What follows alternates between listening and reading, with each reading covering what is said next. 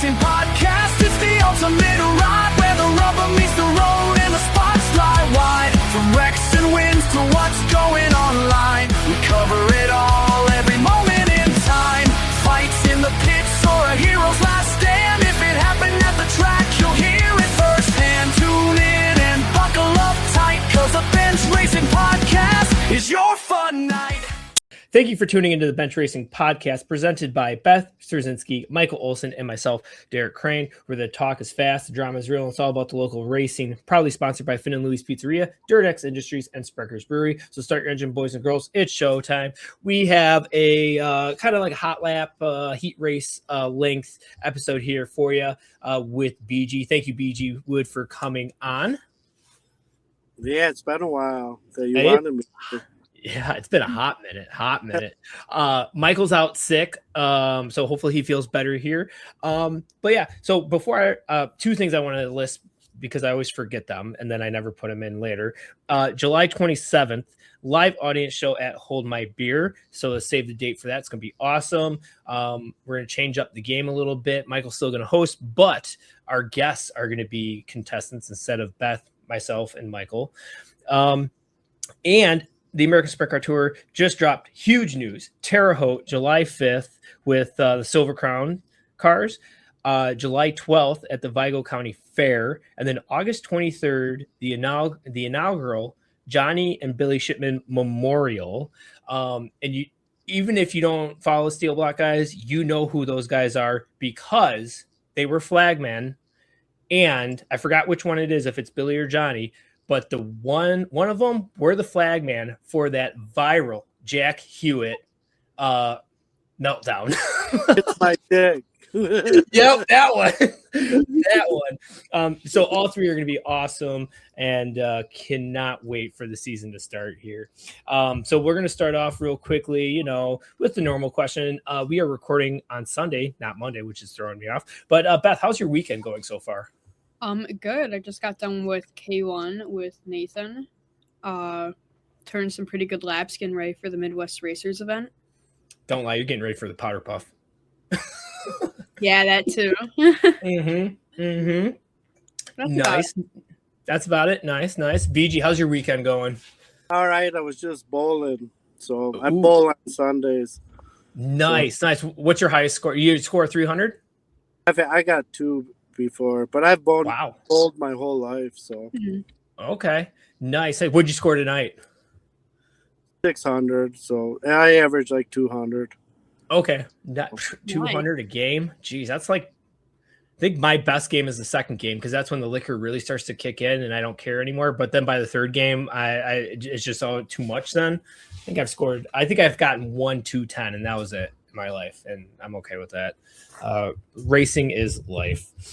My weekend's been good. Sick, just feeling better now finally. And big news with the Terre Haute thing. So it's been a really, really exciting thing. All right, so we're going to start the only portion of this episode, and that's the interview with our legendary BG Wood. So BG, give us a little bit of a background for those that don't know who you are, who your dad was, how you guys got into racing, and where you are at now. BG Wood, the 1996 Wilmot Modified champion. Let's go. My dad was an 8-time Badger Midget champion, but I wasn't even born until he was retired from racing. He retired early at like 39, 40 years old. He retired. Then I was born like 2 years after in 72. And then I raced go-karts as a kid at Dousman. And then I didn't get my first dirt race I was like 24 and raced a mini sprint like 2 or 3 times. And then I got a modified. I was in Wichita, Kansas. And I raced like maybe a handful of races there. Then I moved back to Kenosha. They just started the modifieds at Wilmot. And I think I got third my first night. And then I won my second night. Then the next year I ended the season and won the championship. Nice. So you're better than Sully.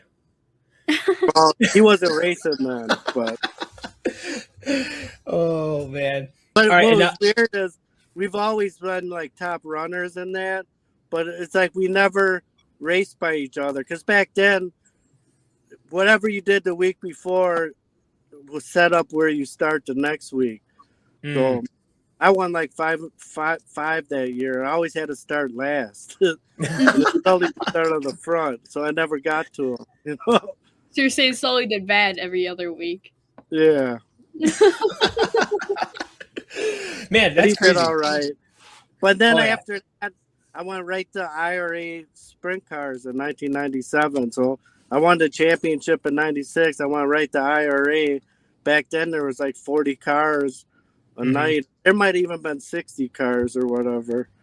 Jeez. But I did like a half a season of IRA, and then I kind of quit racing. And then so you only ran modifieds for a year and a couple of races. That was it.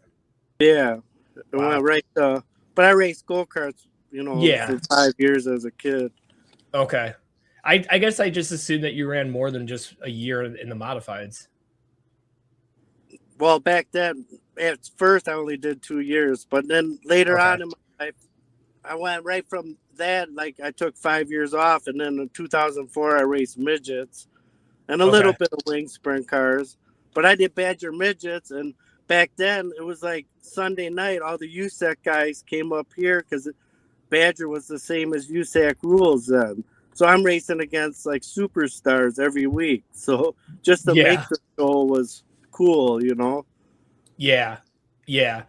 And now you're running. Well, it's going to lead to my first question here. Some more, and I always did good. Won a couple features, and then I took 9 years off, and then that's when that non-wing came up. So got one of them. I got third my first night, and then I've only ran maybe 10 or 15 times, but I never could do better than my first night.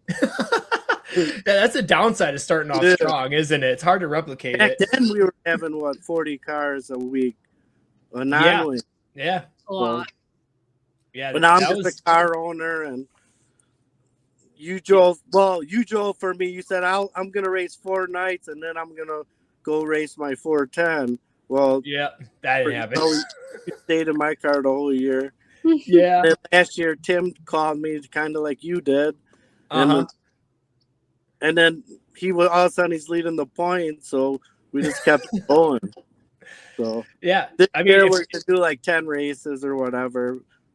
Start slowing down, but 2023 when I drove for you, I think that was my favorite year of ever driving a sprint car. I don't know, it was just really laid back, real fun, just chill. We always had a good time. So driving for you is one of my first probably top 5 moments in sprint car racing is my 2023 season with you. Yeah. So, okay. I'm going to kick off the questions here. Right. What do you, because you kind of touched on it right away. What do you like more, driving the car or car owner? Well, at this age, probably car owner, because it's a young man's game. But having Tim there, he's 65, and it's kind of fun. So it's making me want to. At the end of last year, I was going to run the last race, but we got rained out at the track. So I kind of want to hop in it again. So with him just doing 10 races, I'm hoping to hop in it a couple times. Nice. See how I do when there's only like 20 cars nowadays. Yeah. I mean, there's a couple guys coming. I saw on Facebook. So I think there's probably gonna be maybe 3-4 new guys in the series.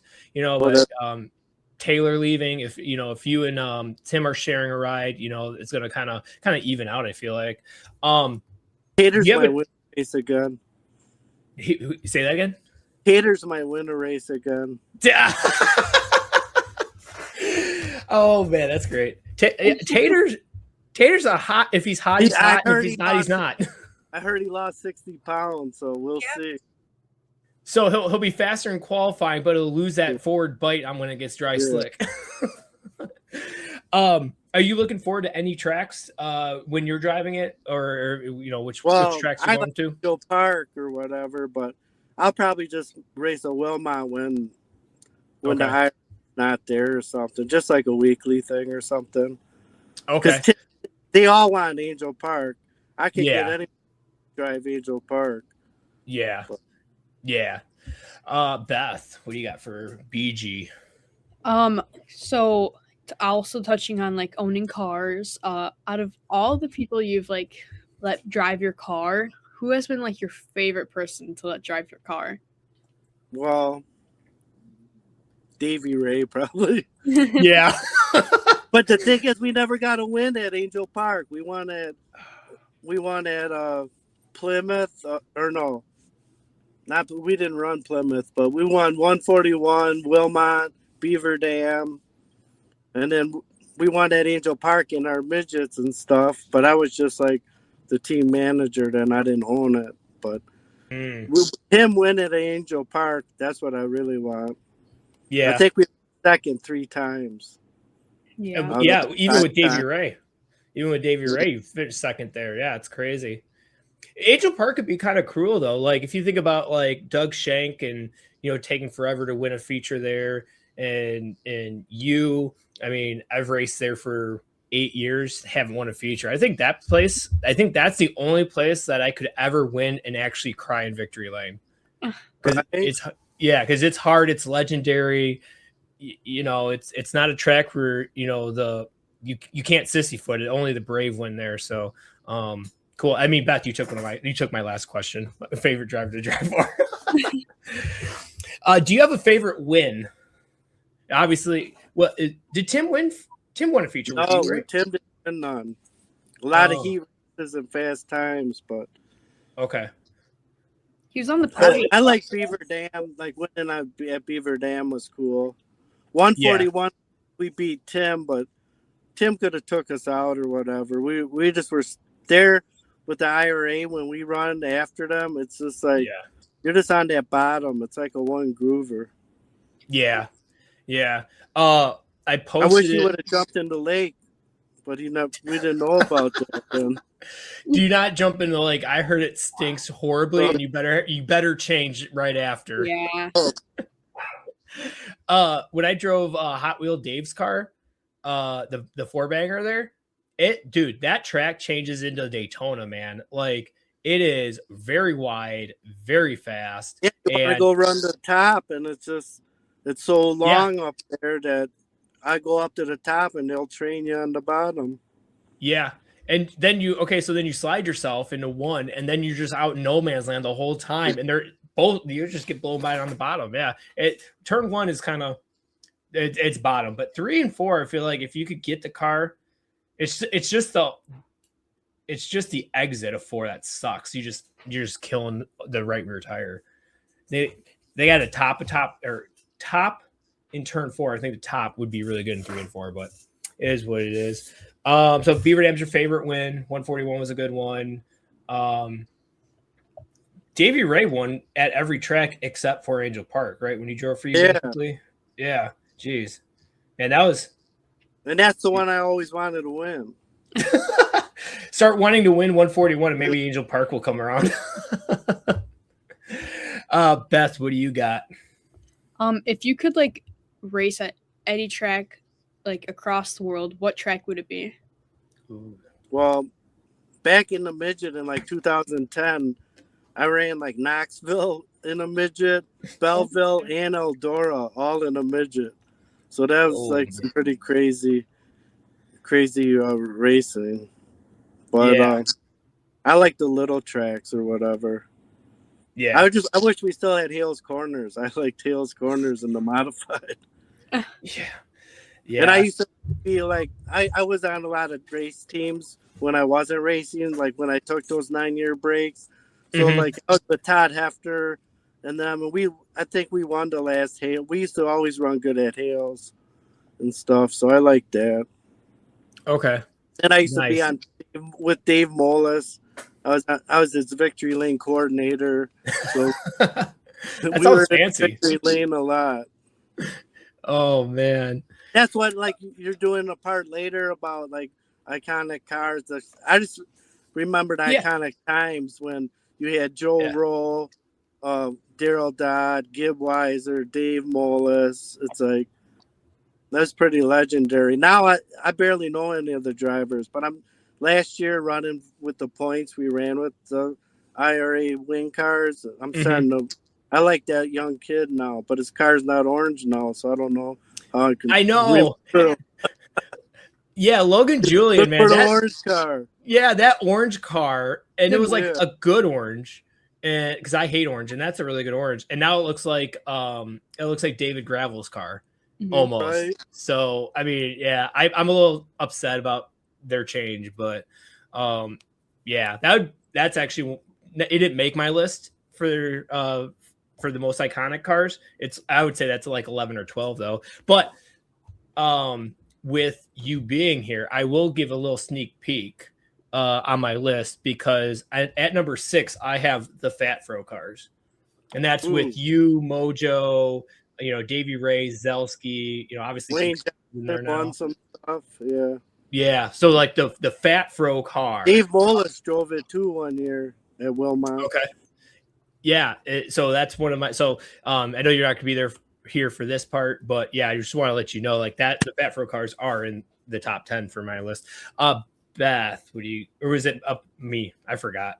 I just went, so it's you. Okay, it's me. All right. What's the most BG Wood thing to do after a win? Well, back in the day, like what years? So it was like 96. That's when you still had MTV and all that. So there's always this LL Cool J song. Every time I was in Victory Lane, I'd do this dance, doing it well. I'm gonna write that down. A dance with it. Dude, I'm gonna do that because I asked Babbitt. I really want to do it. Microphone holding the mic for you.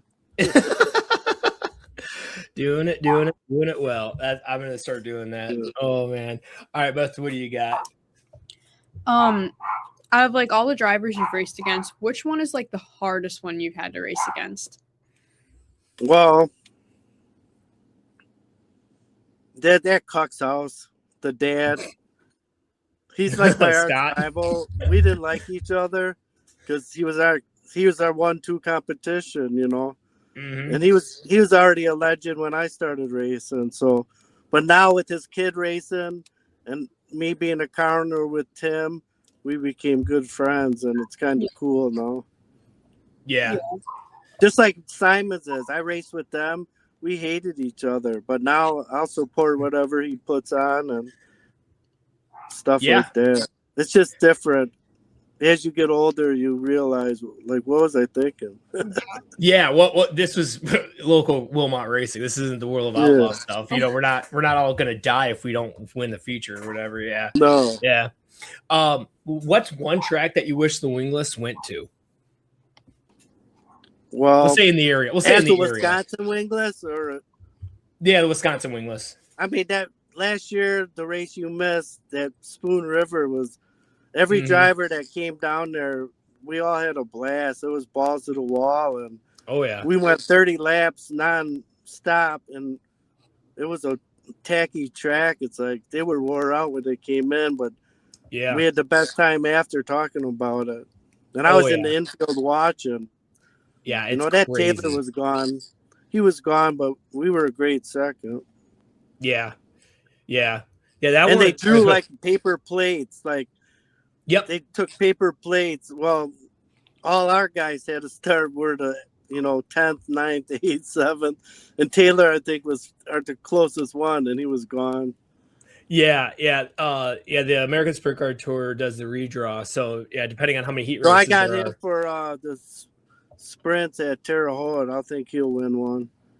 Oh yeah, because he actually took his non-wing race there in a USAC race and actually. Yeah, he didn't get lapped, did he? I don't even think he got lapped. He did really well there. No. With the 604. He passed cars. Yeah, that's what I mean. Yeah. That Terre Haute deal, dude, is. And Tim's ran there before with USAC, so. All right, let me ask you this: he might want to, since we're not racing points, maybe he want to do a road trip. That'd be cool to say I won at Terre Haute as a car owner. Heck yeah! I'm sure Davey would want to go too. Yeah, I'm pretty sure that if you had 4 bangers go there, even if you won that, you'd be like freaking one at Terre Haute. Like it's legendary. That would be actually really cool to see.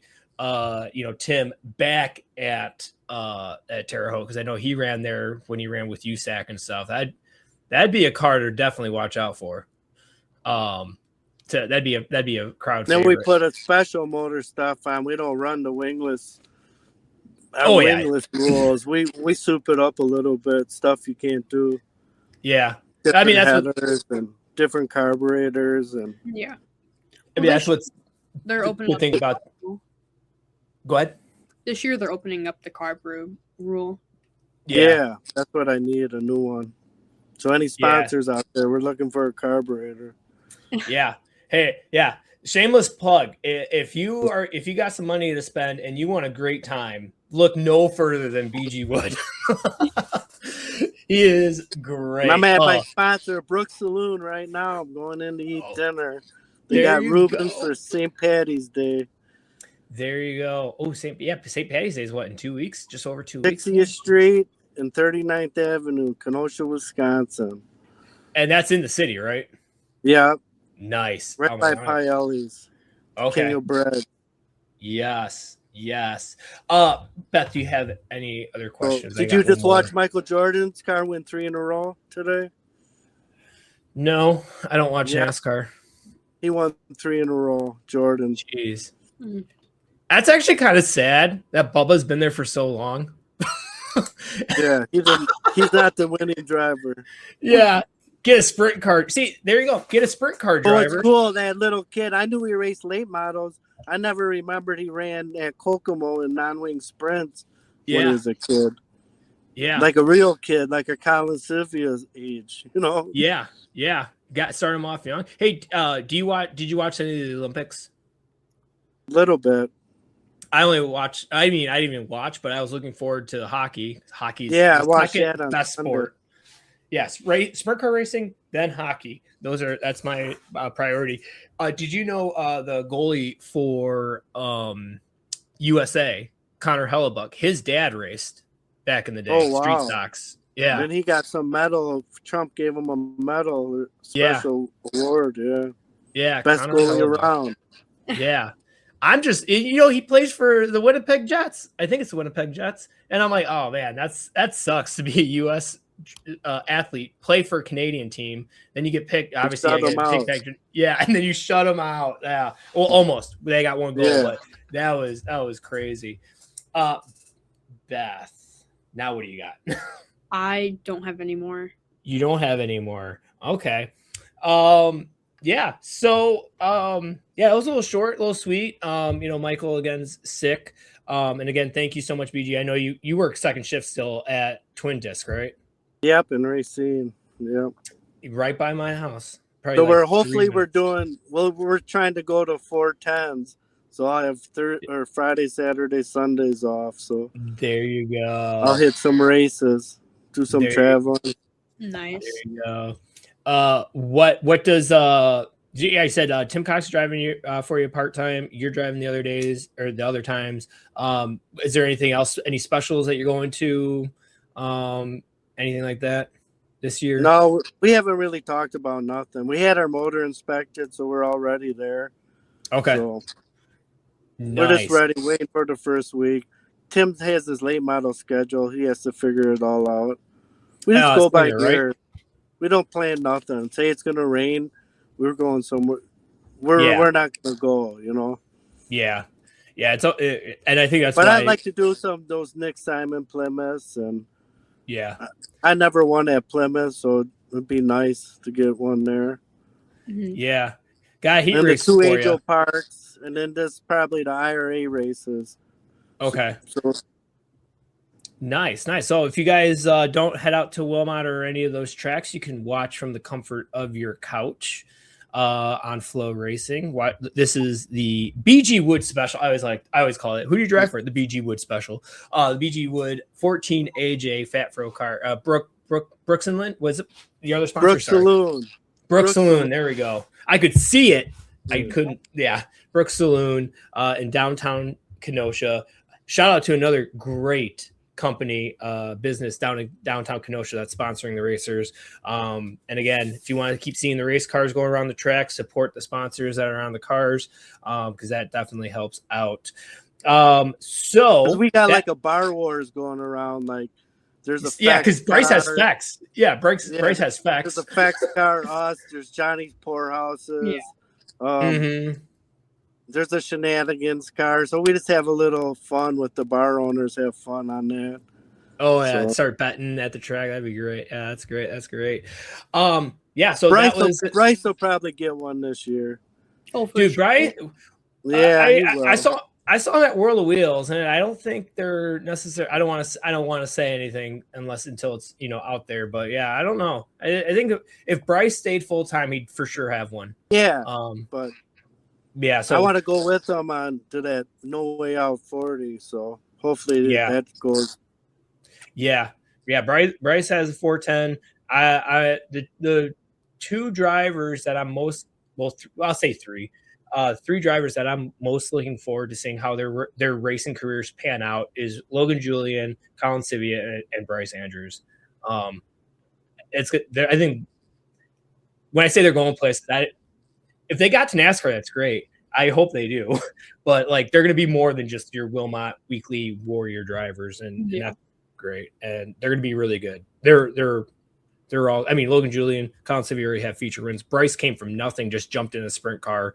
And when you think about it, he's done actually really well, even crash wise, for not having any background. I think he's only got one flip, maybe two. Oh, he's got one, maybe two. So, it's pretty good. So yeah, awesome. All right. Well, that's been this hot lap episode of the Bench Racing Podcast. We're going to have another recording here probably in the next couple of days when Michael gets better. So double podcast week. Heck yeah. So that's been it for this episode of the Bench Racing Podcast. We thank you for spending your time with us and look forward to talking with you more next week about racing. Until then, peace out, Girl Scout. All right. Thanks. Come on, Beth. I thought you. Bye-bye. There you go. It's the ultimate ride. It's the all night.